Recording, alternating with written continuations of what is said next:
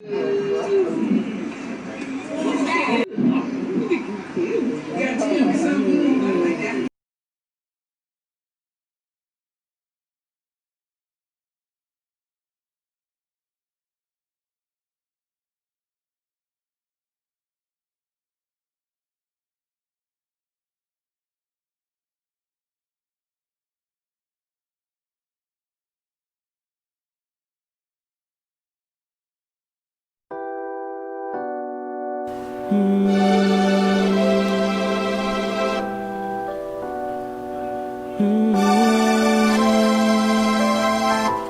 game is so good. Tell me this, man. How many homies y'all done lost in family to this game, man? All I know. It left you with a cold heart, though, man.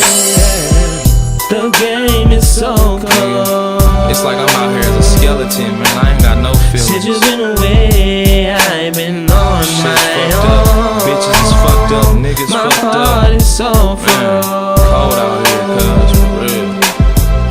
And all I know is that I'm missing you. Missing all my peeps, that's like 6 feet. Just thinking. My name is Yvonne Williams, and I'm 56 years old, and I'm from Omaha, Nebraska. My name is Everett Williams, and I'm senior, and I'm 53 years old. I'm from Omaha, Nebraska. Alright, can you tell me what Mammon's childhood was like and how he was growing up? He was a good kid, real good kid. You know, had him with me a lot, had him in sports. You know, had a lot of friends. He was always pretty happy. Pretty happy when he's a young guy. He was Yeah. a jokester. Mhm. Always joking around. Always was. Mhm. Always was. Yeah. What did he like to do? Sports. Yeah. He loved playing football. He Yeah. loved playing with his friends. Running around in the neighborhood, having fun. Yeah. Playing no video games. Was there a transition in like his behavior and everything between when he was a child growing up and leading up to his death? In my eyes, being his dad, being around him every day, yes it was. Yes it was. You know, you always get worried when kids get a little older, making it to junior high and high school, different influences in life, which is real true.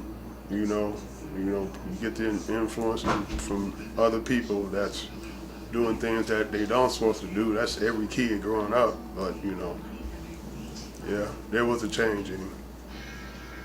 Yeah, anything to say on that? Yeah, I noticed a change after he got in junior high and stuff in high school. He was trying to be more of a follower, and he didn't really want to do his sports like he used to. Football. That's after when he went to when I had him go to Central, he was doing football. But then when I got him in Benson, he didn't want to do sports no more, and I really didn't like that. Yeah. Alright, how old was he when he lost his life? And can you kind of go back to that day and tell me what happened, how you guys felt? Well, that day we was at home early. We've been, we've been trying to have him be more independent, make his way home by himself, get on the bus like he should have. He gave us a call. He wanted to ride home, but I said, "Boy, find your own way home. Get on that bus. You know what you're supposed to do. Don't get on the bus." And after that call, I just, at home I got to washing clothes and, doing stuff around the house, and next thing I know, later on that day, got that call. That's when Jeazie, my daughter, came and told me. Yeah, it was a rough day. The day that my son, Everett Jr. was murdered, I still remember that day like it was just yesterday. It was the worst day ever in my life. I was at work, when I was driving the bus, and I heard him say something on the radio about something that happened over there by Benson. I didn't think nothing of it because I thought my son was home because we had told him to go home earlier that day and he was supposed to have been home. So, but when I started getting them phone calls, I was like, what is going on? And they said that my son was shot, and then I'm like, I can't believe this. You know, it's just terrible. I mean, I had to get off that bus and have somebody take me down there where he was at, and it was the worst day ever. And the cops took us to the downtown, and we never did get to see him until we went and viewed the body before the funeral. I just never thought that would happen to me. You know, I didn't have death in my family before, you know, and I just never thought I'd lose my son that way. How was the relationship with family and friends after the loss? Did you have a good support system? Oh yeah, oh yeah. There was a lot of that. There was a lot of that.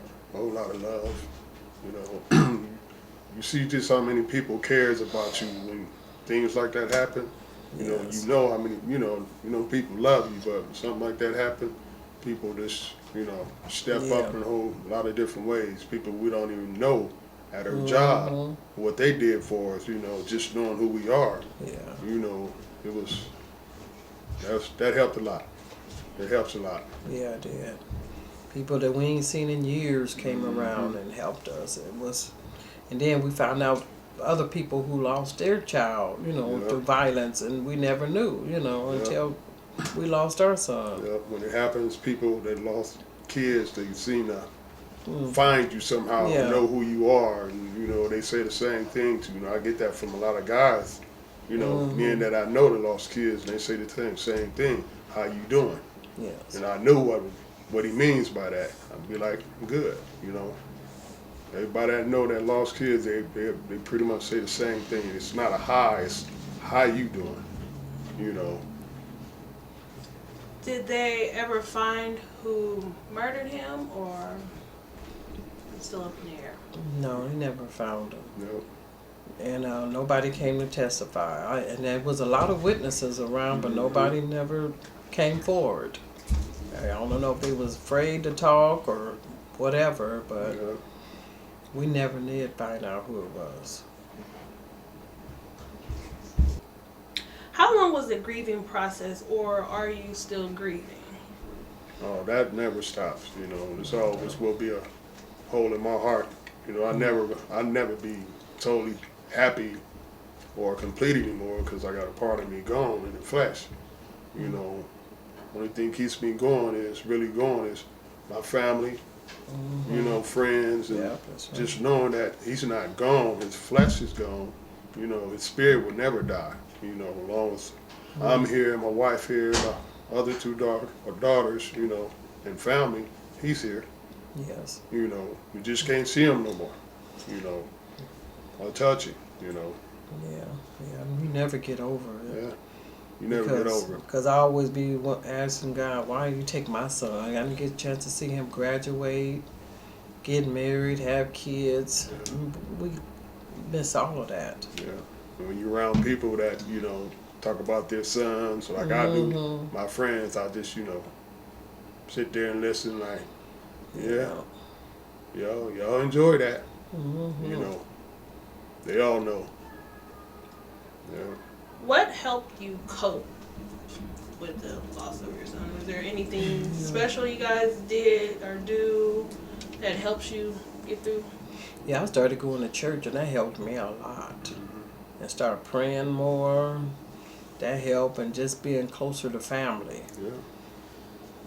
When it happened, the family got even tighter. Yeah. Our love got even stronger. That's just, it helps. And and grandkids really help. Just having them around all the time, that helps a lot. Yeah. Has it gotten better? Sometimes people say it gets better with time. Like, is it easier, or? Yes, it gets easier with time. Yeah. It does. It hurts, but, life, is short anyway. And that's how you start really thinking. Life is for real. It's for real. Death doesn't have an age. You know, you keep going in life, and all the stuff you be seeing that's going on, you start appreciating it even more. You know. Yes. You know, you never forget about him. And then you know he would want us to keep going on and living our life and then being happy. You gotta keep on. Gotta keep going. Somehow, some way, you gotta keep on going. What is some advice you think you could give others going through a loss? Well, my advice is, gotta keep on going. Life is what it is. Life is for real. Life is for real. You gotta stay strong. Love your family. Love your friends. You know, gotta keep on going. You know, there's things you gotta do. I actually had the thought how it would be 10 years later when it happened. Here it is 10 years later, and we're doing pretty good. You know, we're about to go eat for the anniversary. You know, all his friends are coming, and that's a great thing. That's a good thing. They've been there for us, and we've been there for them, man. Just got to keep on going, stay strong. You have any advice? Yeah, I have an advice. The advice I would give other people is just surround yourself with positive people, and you know, pray about it. And you know, it's gonna be hard. It's really gonna be hard for a while, but as the time goes, it does get a little easier. And then I just have advice for people: just try to stay strong and just think about what the person you lost. Just think that they will want you to continue living and just celebrate their life, you know, if it's short life or long, you know, whatever, how long they had on this earth. And you thank God for the time you was able to spend with them and be around them. And just being around people, your family, and showing love, and try to love everybody, you know, all your family, and try not to go too long without telling people you love them, you know, while they're here. Is there any last remarks you would like to say? Anything else you would like to say about Men or anything? Yeah, all I gotta say, I always had a whole bunch of love for my son. You know, and we showed them that. Boy, they was able to do a lot of things when they was kids. We did a lot with our kids. 24 hours going to Vegas. We flew to Vegas. We flew here, back and here. We had fun. We had fun when we was kids. Yeah. So he had a good life. Only made it 15, but he had a good life. He's seen a lot. Yeah, seen a lot. And when they always say God said he needed them more than we did, you know, we'd be like, wow. Why? He ain't got to deal with all this craziness we seeing these days. This life is real. You know, when you pass on, you don't have to deal with it. We do. They're already at home. They're already there. We the ones got to worry about all this now. I just wish the police officers would have did more to investigate his murder, you know, because people knew who did it. Yeah. Because there was too many people out there just seeing it happen, and nobody came forward. And I think some people did tell the police, but I don't know. Talking that warrant stuff. It's just too many unsolved murders, and that's sad, you know. Yeah. And we don't know if anything happened to the boy who shot our son or what. We don't know. No matter what, I don't think nothing's gonna come out good for him. You know what he did, this person. You know his life ain't gonna be right. That's if he's still with us. You know. All that's gonna come back on whoever did it. So we can't bring our son back. He's okay. He's okay. So we all right. We staying strong. Yeah, staying strong for each other. Got us closer together. So did. Sharice out in Vegas, huh? Man spot. Alright, you wanna show me the back? Came back with Air Force 2, swords, everything. Okay. I got you. Y'all wanna say anything on the camera? Miss you, bro. 10 years later, and we still here, boy. You wanna say anything, Terrence? What's up, man? That lighting is terrible. Free J Rat. Oh, he'll be home in the summer? He got his head on straight. Yeah, so he gonna come and he gonna stay out. I ain't gonna let him do that again. I tried talking about it. You want to say hi? You know, everybody got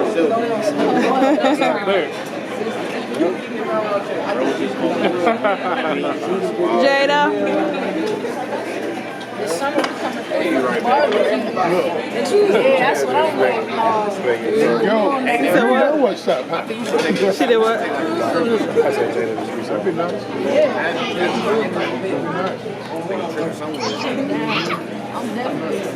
Say hi, honey. Wow. like that. Wow. Like we always come eat, you know, that's cool.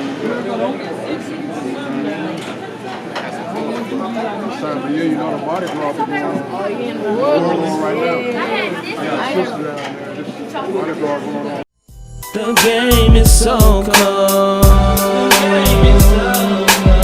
Since you've been away.